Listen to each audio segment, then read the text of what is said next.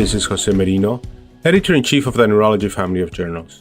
The Neurology podcast provides practical information to neurologists and other clinicians to help them provide better care for their patients.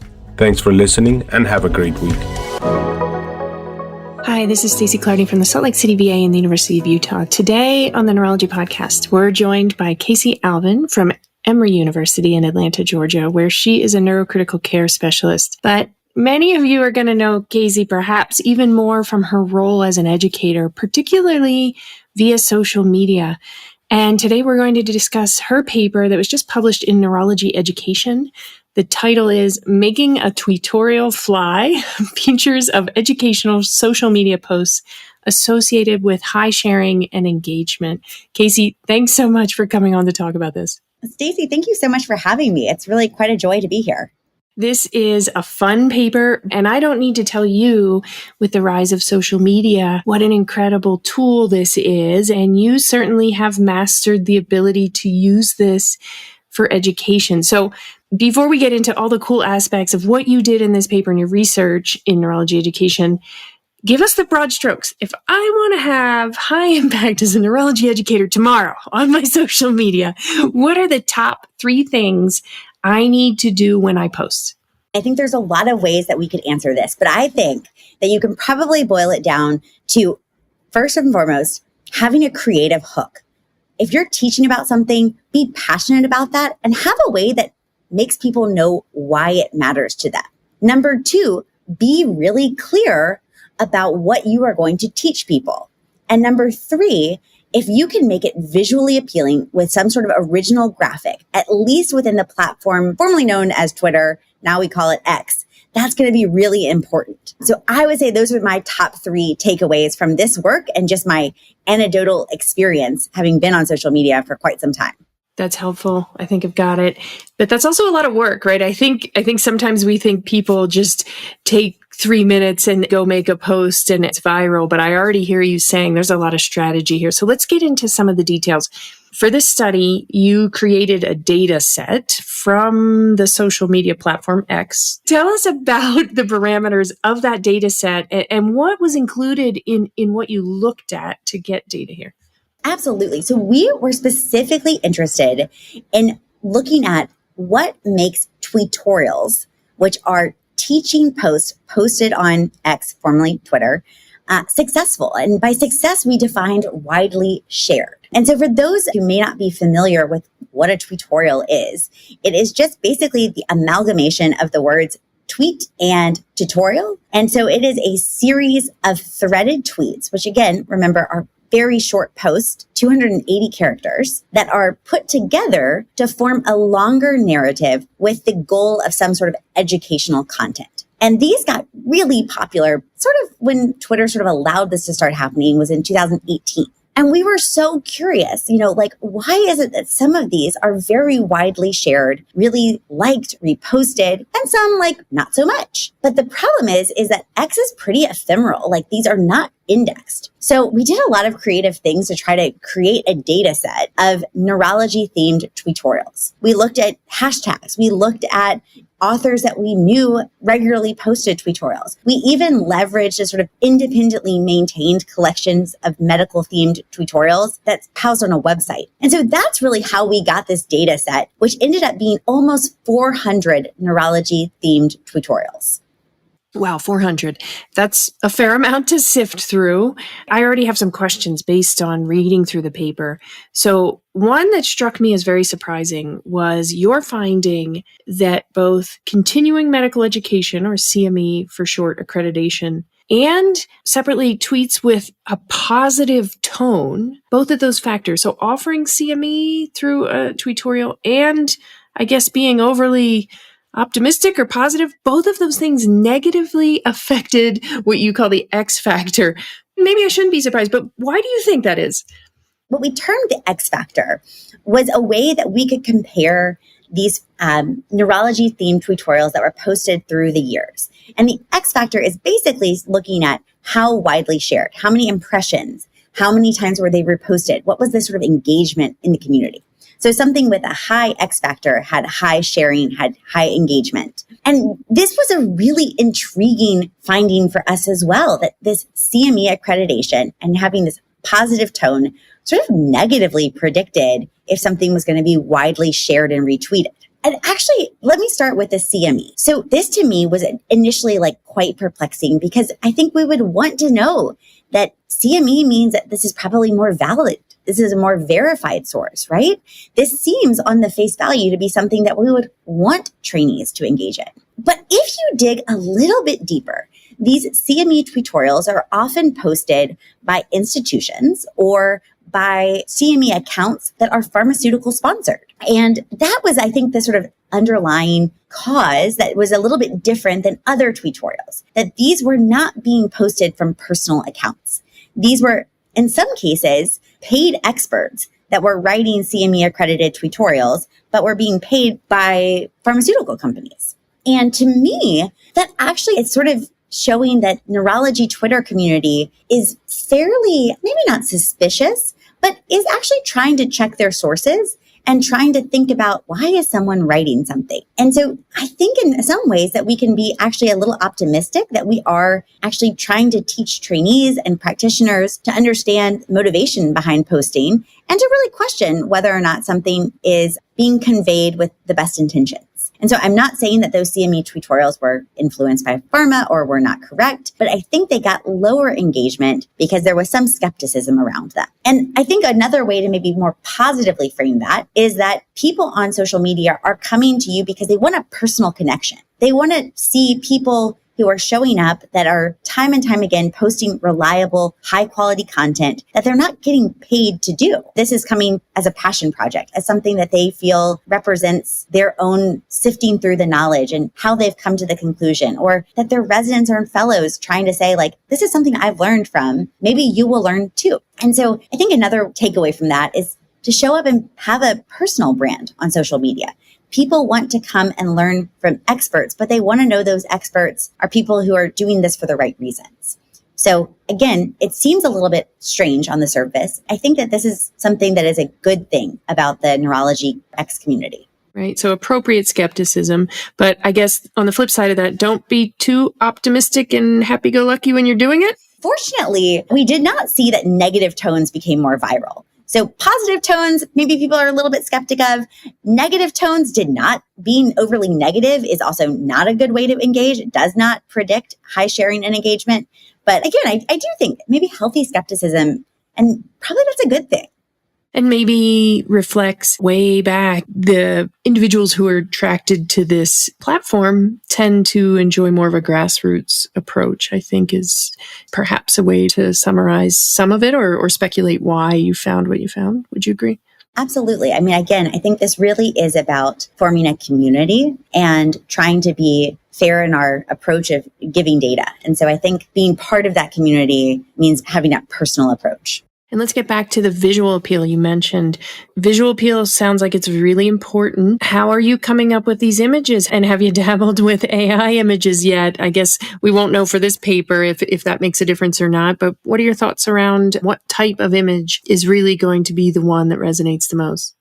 I think any image is probably better than none. Text-based things we know are less shared than ones that have an image. But the ones that really get shared are the ones in which the author has put together a specific author-made graphic that represents what they're going to teach in that tutorial. Sometimes that's an infographic that they've put together. Other times it may just be some original thing that they've posted that sort of in a nutshell explains it. But those unique author-made graphics were the single most positively influencing ways that you can manipulate a post that would help get more sharing and more engagement. And then in terms of the AI thing, we don't see that in this paper because this predated the use of AI to generate images. But anecdotally, I do think that those can be helpful in cases where you're trying to teach something that doesn't have it's not easy to make an infographic about it, or you can't put together their own way to visualize this. I think that that's a really exciting tool that we're going to see more and more in the social media space.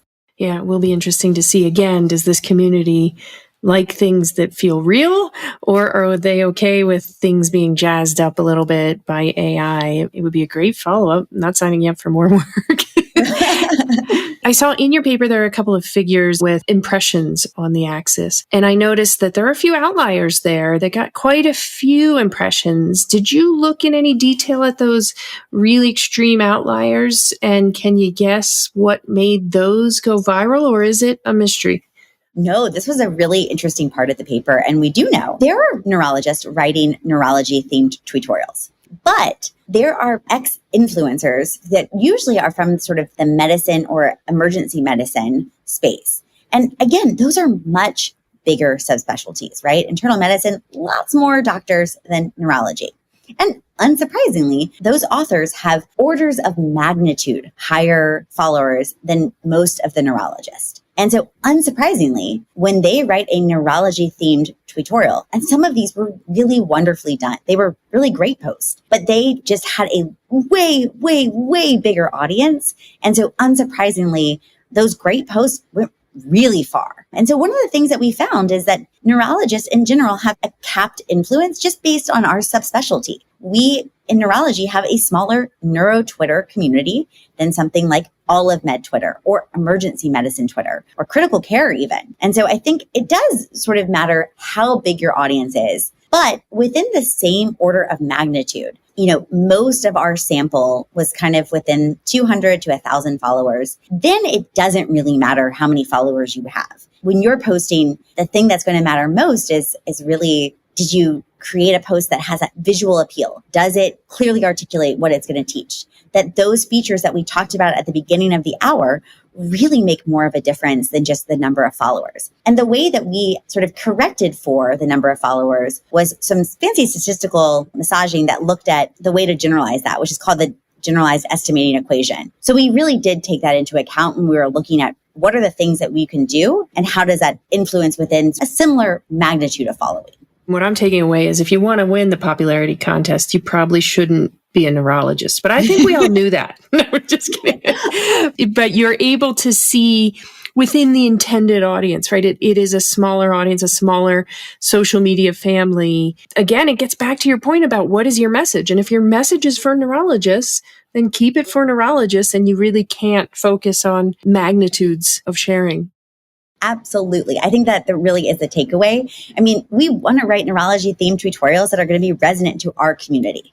And so, again, that might not win the popularity contest of all of X, but I think that we are still getting the message out to the people who will really care and take that message to heart.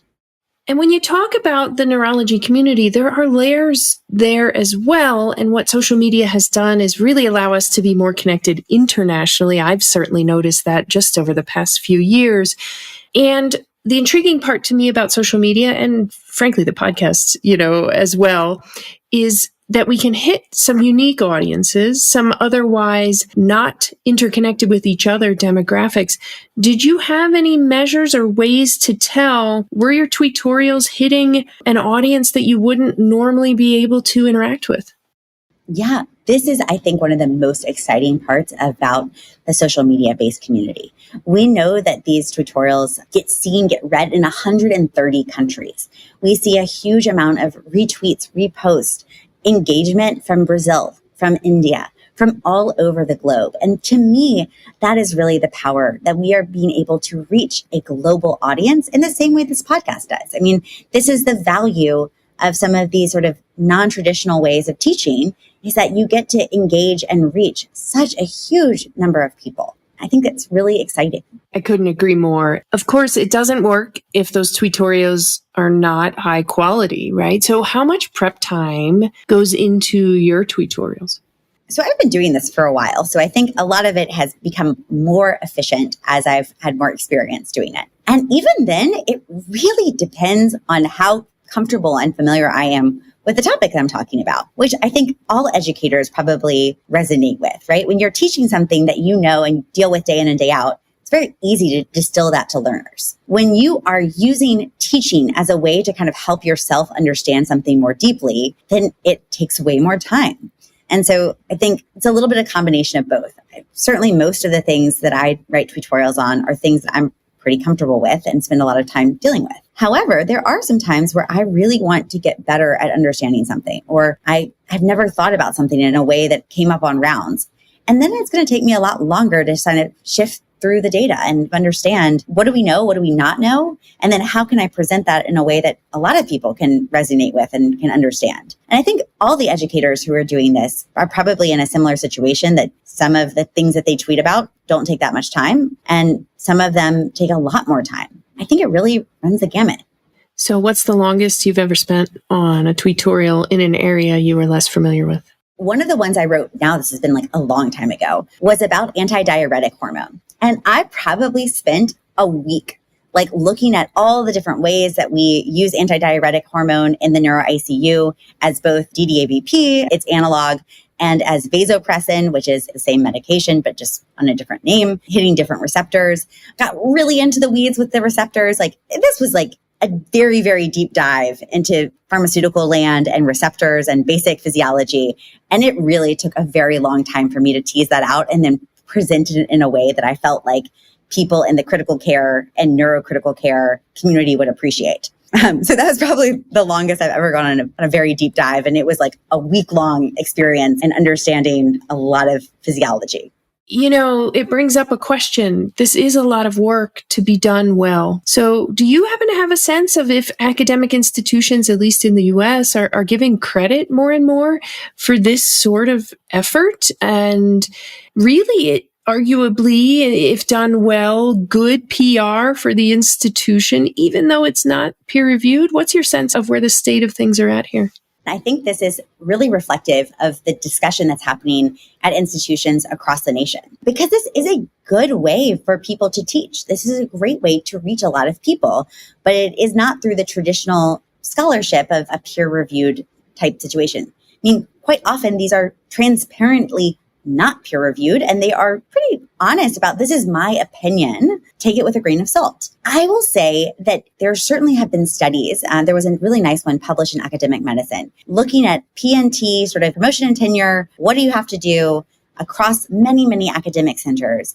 And many mentioned that you could list whether or not you've written tutorials or participated in podcasts or written blogs, and that was something that you should include on your CV. How those get compared to your more formal PubMed indexed peer-reviewed papers, I do not think that they are held in the same regard. And that's probably fair. Like they probably shouldn't be held in the same regard. However, what I do notice is that being part of this community and being part of the social media space does allow such an incredible degree of networking, that this is not only a good way for people to get their institution's name out there, but also it is personal brand development of, hey, this is what I really care about. This is what I'm passionate about teaching about.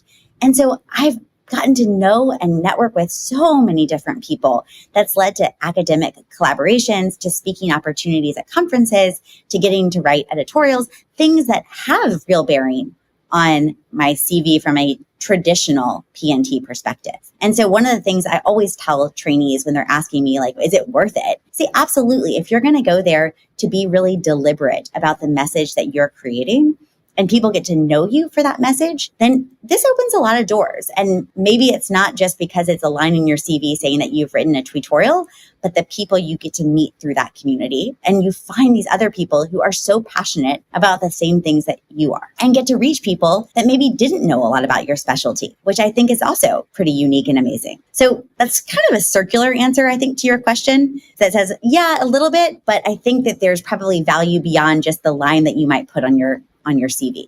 That's good to hear. You know, we talk about this obviously as well in the audio space. And I think the underpinning of a lot of promotion and tenure is contribution to the science, but there's always these questions or these boxes to check about international recognition of your work.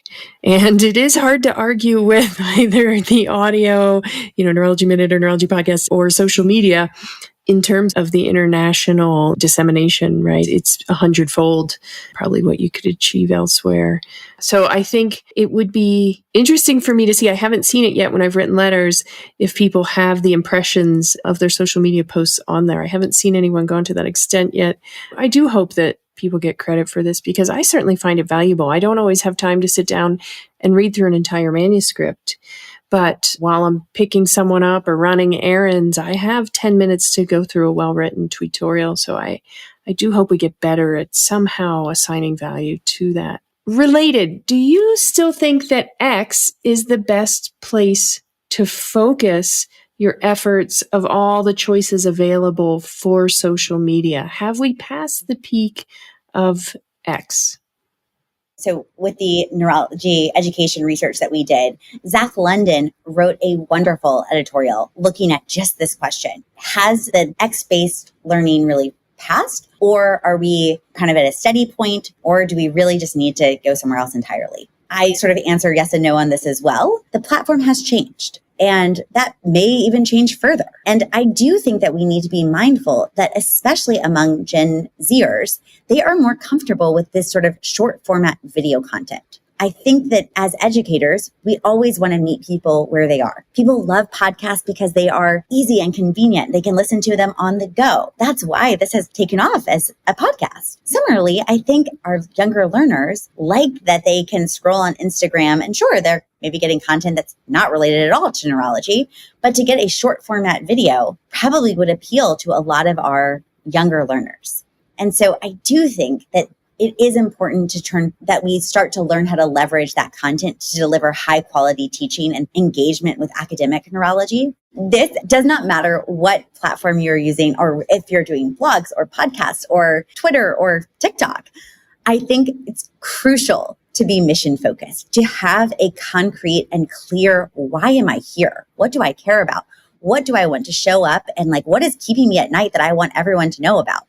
And for me, that's always been acute neurologic emergencies and delivering high quality care for these patients as they move from EMS to the emergency department through their neurocritical care stay and even beyond that. But showing up with I really want to share X. I've had the opportunity now to do a lot of digital-based teaching, and that is always what I tell people. This should be your guiding principle. Have something that you are excited to share, and definitely don't go on just to doomsday scroll. That will be a huge waste of time. Be focused, be clear, and be consistent about that message. Well, I can't argue with that. I really appreciate you sharing your expertise. Casey, this is really great information on a rapidly moving target in the world of social media education. Thank you for sharing your work and for all your tutorials as well, which I know many of us enjoy. Again, Casey's paper on this topic specifically is available in Neurology Education. The title, Making a Tutorial Fly, features of educational social media posts associated with high sharing and engagement. Thanks so much, Casey. Thank you so much, Stacey. It was really quite an honor to be here. This is Stacey Clardy, your podcast editor. If you've enjoyed the podcast, please take a few moments to subscribe, rate, and review the Neurology Podcast through Apple Podcasts, Google Podcasts, Spotify, or wherever you listen.